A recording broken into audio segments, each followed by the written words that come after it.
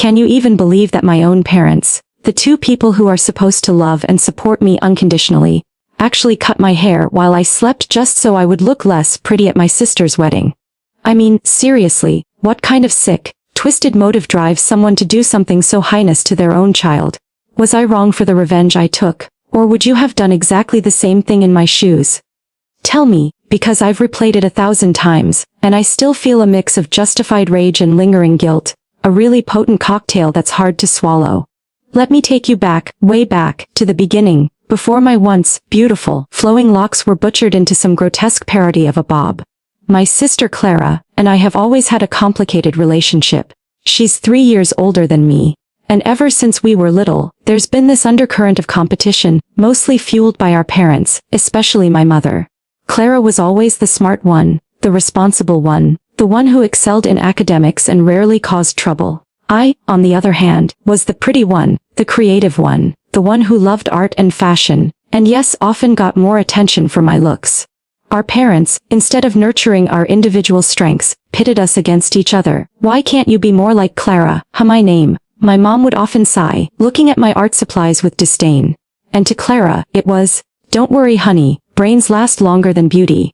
Whenever I got a compliment on my appearance, it was a toxic environment, a constant battle for affection and approval that neither of us truly won. We both ended up feeling inadequate in different ways. Clara, despite her achievements, always seemed to resent any attention I received, especially from men or even just from strangers. She'd make passive-aggressive comments about my outfits, my makeup, my hair. My hair, specifically, was always a point of contention. It was long, thick, and a rich auburn color that often caught people's eyes. I loved it. I spent hours styling it. It was a part of my identity, a source of quiet confidence in a world that often made me feel less than. So, when Clara announced her engagement to Mark, a genuinely kind and handsome man, I was happy for her. Genuinely. I put aside our history and offered my full support. I even helped her plan, staying up late to go through Pinterest boards, offering advice on dresses, flowers, everything. She asked me to be her maid of honor, which I admit surprised me. I thought, perhaps, this was a turning point, a chance for us to finally forge a real sisterly bond. I threw myself into the role, wanting to make her special day perfect. I went dress shopping with her countless times, helped address invitations, organized the bachelorette party, and even took on the daunting task of mediating between our often overbearing parents and Clara's increasingly stressed out fiancé. My parents, however, saw this as another opportunity for their peculiar brand of favoritism. They constantly praised Clara's choice of Mark, her impeccable taste, her organizational skills. Any suggestion I made, no matter how helpful, was met with a lukewarm response, or worse, attributed to Clara's genius. "Oh, that's a clever idea, Clara," my mom would say, even if it was clearly my suggestion. It was frustrating, but I bit my tongue. I kept reminding myself it was Clara's day, and I would not let our parents' ingrained biases ruin it for her. I wanted Clara to have the wedding of her dreams, and I was determined to play my part as a supportive sister. The weeks leading up to the wedding were a whirlwind. There were fittings, rehearsals, family dinners, all steeped in a simmering tension that Clara seemed oblivious to, or chose to ignore. My mom started making pointed comments about my appearance. "Don't you think that dress is a bit much for a maid of honor, dear? You don't want to upstage the bride. Or, maybe you should wear your hair up, it's so distracting when it's down." I dismissed these as typical motherly fussing, a mixture of her own anxieties about the wedding and her long-standing habit of trying to subtly diminish me. I chose a beautiful, elegant maid of honor dress that complemented Clara's gown perfectly, and I decided to wear my hair in soft, cascading waves, a style that was sophisticated and beautiful without being overtly attention-grabbing. I even showed Clara my planned look, and she said it was perfect. "You look stunning," she'd said, which, coming from her, was high praise. I felt a glimmer of hope that maybe, just maybe, our relationship was finally moving past the petty jealousies. The night before the wedding, we were all staying at my parents' house. It was a big family affair, with relatives coming in from out of town, and the house was buzzing with activity, nervous excitement, and a little bit of chaos. My parents had been running around all day, seemingly overwhelmed by the final preparations. Clara was calm, almost serene, which was a relief. I helped her with some last-minute tasks. We had a quiet cup of tea, and then I went to bed, tired but content, dreaming of a beautiful wedding day and a new chapter for my sister. I remember drifting off easily, the soft sounds of the house settling around me. The next morning, I woke up with a start. The sunlight was streaming through my window, but something felt off. I reached up to touch my hair, and my fingers met with a jagged, uneven, painfully short mess. My heart leaped into my throat. I stumbled out of bed and rushed to the mirror. What I saw made me gasp, a choke so escaping my lips. My beautiful long hair, which had reached past my waist, was gone. Chopped off unevenly, about chin length, with choppy, amateurish layers that looked like a child had taken a pair of scissors to it in the dark. There were chunks missing, jagged ends sticking out at odd angles, and one side was noticeably shorter than the other. It was horrifying. My hands flew to my mouth, trying to stifle the scream that was building in my chest. Who, how, why? A wave of nausea washed over me. I knew with a sickening certainty who was responsible. My parents. It couldn't have been anyone else. They were the only ones who knew I was sleeping in that particular room. The only ones with a key to the house, and the only ones with a history of actively trying to make me less. The motive was clear. They didn't want me to overshadow Clara on her wedding day. The idea was so monstrous, so utterly cruel, that for a moment, I couldn't even process it. I felt violated, betrayed, like someone had reached into my soul and ripped out a part of me. This wasn't just about hair, it was about control, about diminishing me, about telling me, in the most brutal way possible, that my worth was tied to how I looked, and that even that could be taken away. Tears streamed down my face, hot and furious. How could my own parents inflict such pain, such humiliation, on me, their daughter, especially on such an important family day? I stared at my reflection, a stranger with a mangled mess of hair, and felt an anger so good it shook me to my core. I could hear the sounds of the household stirring, the excited chatter beginning. Clara's wedding day, the day I was supposed to stand by her side, beautiful and supportive. Now I look like a refugee from a bad horror movie. There was no way to fix this, not in a few hours. No stylist could perform a miracle on this disaster. I was trapped, humiliated, and filled with a burning desire for retribution. So that's the situation I was in, a situation where my own family had deliberately sabotaged me, left me feeling stripped of my dignity and confidence, all for the sake of some warped sense of propriety on my sister's big day. And I had to make a choice. Before I tell you what happened next, what I did, and how I enacted my revenge, I want you to pause right now and comment below what you would have done in my shoes. Would you have sucked it up, tried to hide it, and just gotten through the day? Or would you have fought back, found a way to make them feel even a fraction of the pain they inflicted on you? Seriously, take a moment. What would your revenge have looked like? I stood there, staring at my ravaged hair, for what felt like an eternity. The initial shock slowly gave way to a cold, hard resolve. I couldn't let them get away with this. Not this time. This wasn't just another passive-aggressive comment or a dismissive shrug. This was an active, malicious act of sabotage, and it was happening on Clara's wedding day, a day that was supposed to be about love and celebration. They had crossed a line, a huge, unforgivable line. My tears dried, replaced by a fierce determination. I wasn't going to cry anymore. I was going to act. I was going to make them regret it. I quickly went to my suitcase and pulled out a small pair of travel scissors I kept for emergencies. My hands were shaking, but my mind was clear. If they wanted me to look less pretty, if they wanted to humiliate me, then I would embrace it. I would turn their act of cruelty into a weapon. I started to cut my hair even shorter, haphazardly, making it even more uneven, more shocking. I wasn't trying to fix it, I was making a statement. I shaved parts of it, leaving bald patches in some areas, while other parts were barely an inch long. I went full punk rock, a jagged, spiky mess that screamed defiance.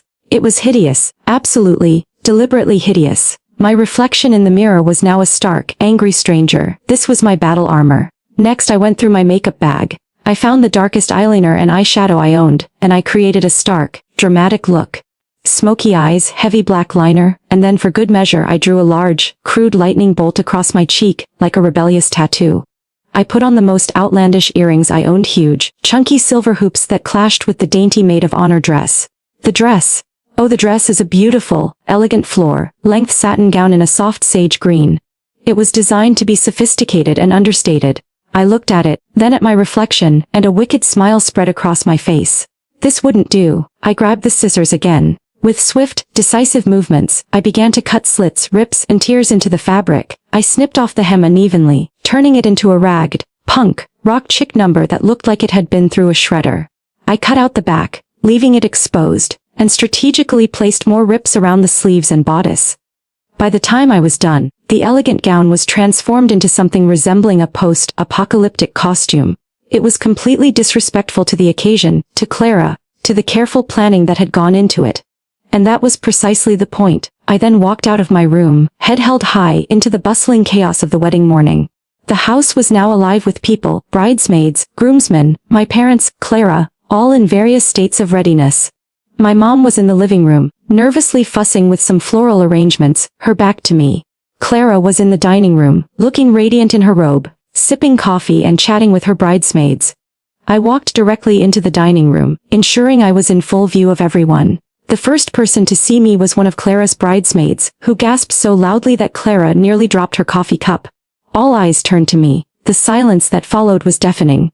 Clara's face, which had been glowing just moments before, slowly drained of color. Her eyes widened, scanning my ravaged hair, my defiant makeup, my desecrated dress. My mom, hearing the sudden hush, turned around from the living room. Her jaw dropped, and the flowers slipped from her hands, scattering onto the polished floor. My dad, who'd been coming down the stairs, froze halfway down, his eyes bulging. The collective shock in the room was palpable. What have you done? My mom finally shrieked, her voice cracking with horror and disbelief. I didn't do this, Mom, I said, my voice dangerously calm, a stark contrast to the wildness of my appearance. You did.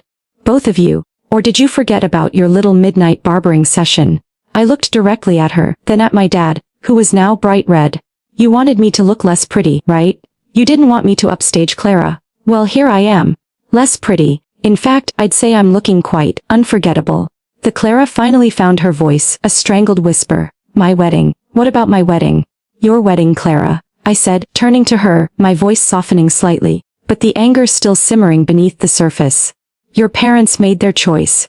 They decided that humiliating me was more important than your perfect day. They decided that trying to diminish me was worth ruining everything. This, I gestured to myself, is the direct consequence of their actions. I am simply repay their cruelty back at them.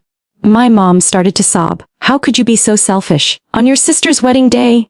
I laughed, a harsh, humorless sound. Selfish, you cut my hair while I was sleeping. You violated my body, my trust, everything. And you call me selfish. You thought you could control me, diminish me, and I would just quietly take it. Not anymore. My dad, finally descending the rest of the stairs, tried to intervene. Now honey, let's just calm down, we can fix this. We'll get you a wig or a hat, we'll try to get you to a stylist. Fix this. I interrupted him, my voice rising. There is no fixing this, Dad. Not today. Not when you've shown me exactly who you are. And Clara, I turned back to my sister, who was now openly crying, her bridesmaids looking horrified and uncomfortable. I'm sorry your day is ruined, but you need to understand, this isn't my fault. This is the result of years of your parents' twisted favoritism and their constant need to pit us against each other. You tolerated it, you never spoke up, and now, here we are. I looked around the room at the stunned faces, the horrified expressions. I will not be a part of this charade. I will not stand by silently while my own parents actively try to destroy my self-esteem. I am not going to your wedding like this, and I am not going to pretend that nothing happened. With that, I turned on my heel and walked out of the house. I could hear the desperate cries of my mother, Clara's heartbroken sobs, and the confused murmurs of the guests behind me, but I didn't look back. I got into my car, drove away, and didn't stop until I was hundreds of miles away, at a friend's house, where I finally broke down and cried until there were no tears left. The fallout was immense. My parents called me endlessly, their messages a mix of anger, guilt, and pleas. Clara called, heartbroken, saying her day was ruined. My other relatives chimed in, some condemning me, some cautiously siding with me, but most just confused and appalled. I turned off my phone for a few days, needing space to process. Eventually, I learned that Clara's wedding had gone ahead, but it was, by all accounts, a somber affair. The absence of her maid of honor, my dramatic exit, and the underlying tension had cast a pall over the entire event. My parents had tried to brush it off as my sister having a breakdown due to stress, but the truth, I suspect, quietly spread among the family. It took months for me to even begin to mend fences, and honestly, some fences are still broken. My relationship with my parents is severely strained, perhaps irrevocably so. They still deny cutting my hair, of course, but their shifty eyes and the way they avoid the topic speaks volumes. Clara and I have had some difficult conversations, and she eventually admitted that she had known about our parents' jealousy, but never expected them to go to such extremes. She apologized for not defending me sooner, for allowing their toxic behavior to fester. We are slowly, tentatively, trying to rebuild our sisterhood, but the trust is fragile. My hair eventually grew back, thankfully, but the emotional scars run deep. I learned a powerful lesson about standing up for myself, about setting boundaries, and about the lengths some people will go to out of envy and control, even those who are supposed to love you. So, that's my story. It's messy, it's painful, and it's far from a fairy tale ending. But I wouldn't change what I did. I needed to take a stand, to reclaim my dignity, even if it meant sacrificing a perfect wedding day. If you were on my side, please like this video, subscribe for more stories like this, where people navigate the complicated and often infuriating